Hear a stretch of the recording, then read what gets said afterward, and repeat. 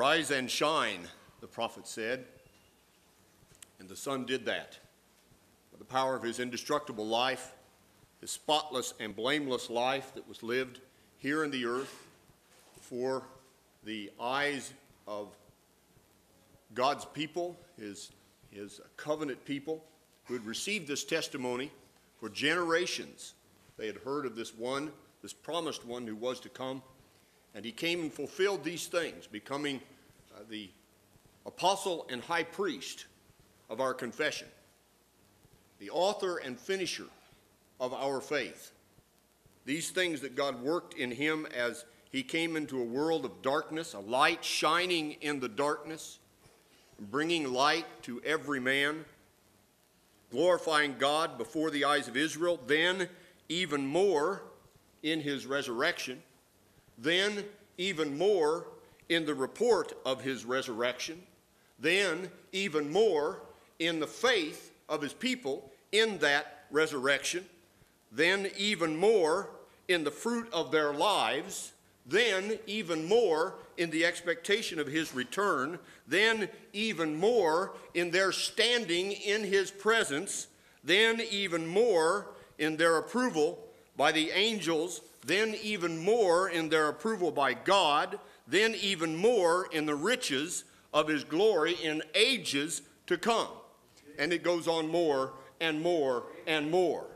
The glory of God through his Son in his people. And we who have believed these things, and we who walk in that truth, and we who hope in his return, and we who wait for the riches of his glory in us, and we who look for the ages to come, it's true in us. It's working in us. We are living in these things, experiencing these things, tasting, eating of these things. Now we are. So, brethren, I exhort you to fix your eyes upon him in your confession of him.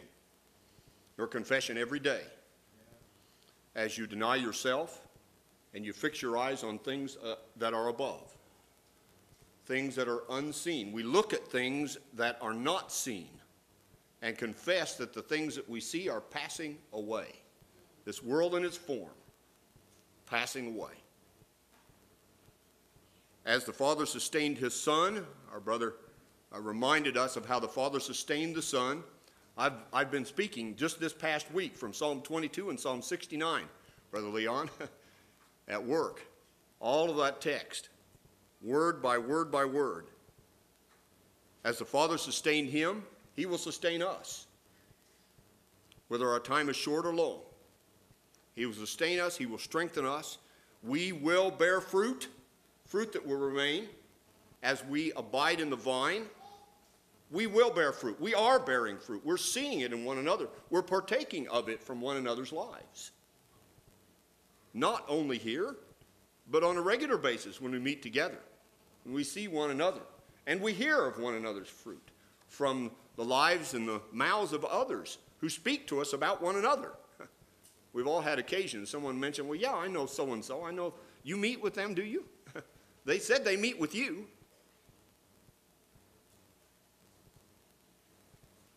So our Savior, made worthy, made fit, the fit man, remember? Yeah.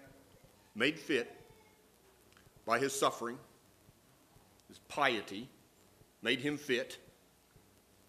The Father sustained him and brought him all the way through, and they are now working this in us, bringing us through this present world.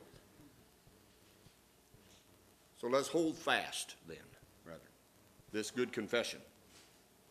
Let us not turn our eyes to other things, but fix our eyes upon him and him alone, and we will be changed. We are being changed.